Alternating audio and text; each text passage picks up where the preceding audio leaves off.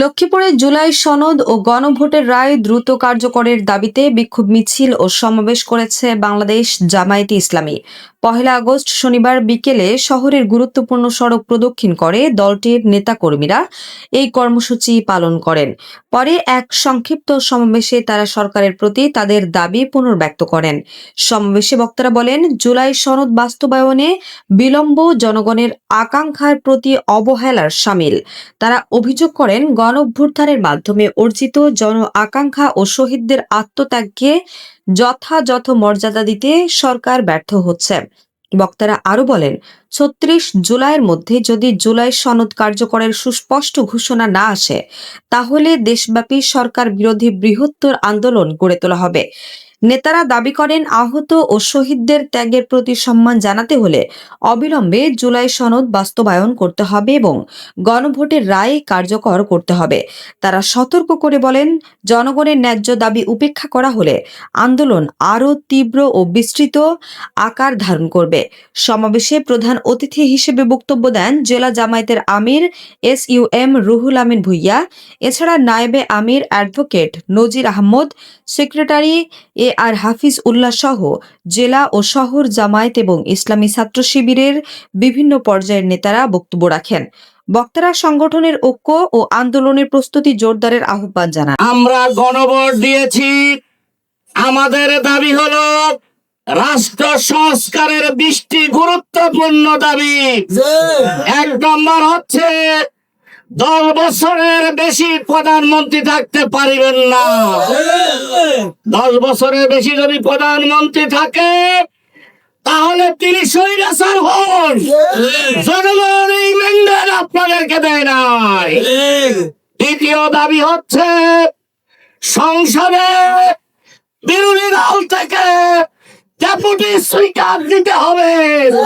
সেটা কার্যকর করেন নাই, সেই রায় কার্যকর করতে হবে। তৃতীয় হচ্ছে পার্লামেন্টে আরো আমরা গণভোট দিয়েছি, ওই যারা নির্বাচিত হয়েছে তাদের ভোটে ওই সংসদ সদস্য ওই দ্বিকক্ষ বিশিষ্ট পার্লামেন্ট কায়েম করতে হবে। এই রায় সহ 20টি দাবি দাবি মানে না হয় তাহলে আন্দোলন চলছে, আন্দোলন চলবে। দাবি আদায় না পর্যন্ত আমরা রাজপথে আছি, রাজপথে থাকবে ইনশাআল্লাহ। আপনারা জানেন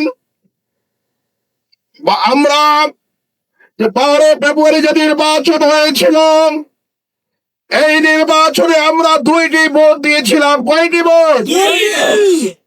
একটি জাতীয় সংসদের ভোট, আর একটি ভোট দিয়েছিলাম আমরা গণভোট।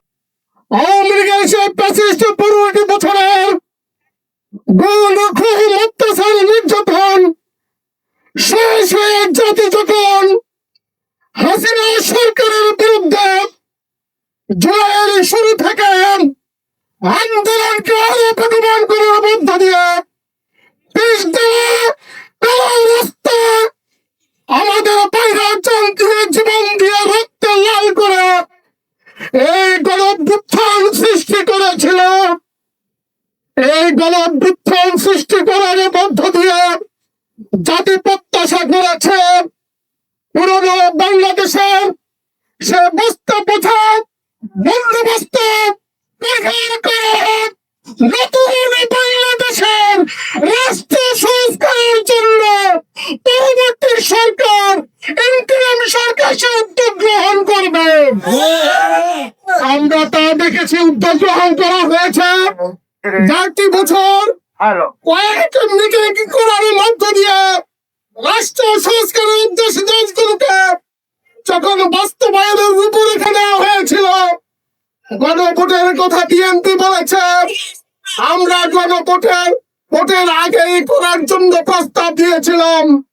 কিন্তু যখন বিএনপি প্রস্তাবে ইন্টারিম সরকার ভোটের দিন দিয়েছিল, আমাদের প্রধানমন্ত্রী বলেছিল গণভোটে হা দিন খেলা চাপে।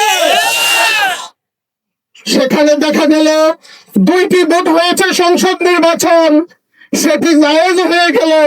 গণভোটের 69% মানুষের গণরায় সেটা তারা জায়েজ করে নেই, বাস্তবায়ন করে নাই।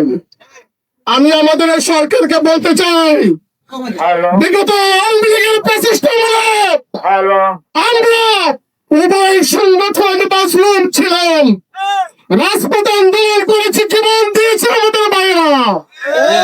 আমাদের গণ-অভ্যুত্থান সৃষ্টি করার মাধ্যমে যে পরিবেশ আসছে, রাষ্ট্র সংস্কারের জন্য গণভোটের গণরায় জুলাই সনদ অবিলম্বে যদি বাস্তবায়ন না করেন, তাহলে তীব্র থেকে তীব্রতর কর্মসূচি গ্রহণের মাধ্যমে আপনাদেরকে বাধ্য করা হবে। HM Expert B500 CWR স্বাধীনতার সুবর্ণ জয়ন্তীতে নতুন বাংলাদেশ গড়ার প্রত্যয়। HM Steel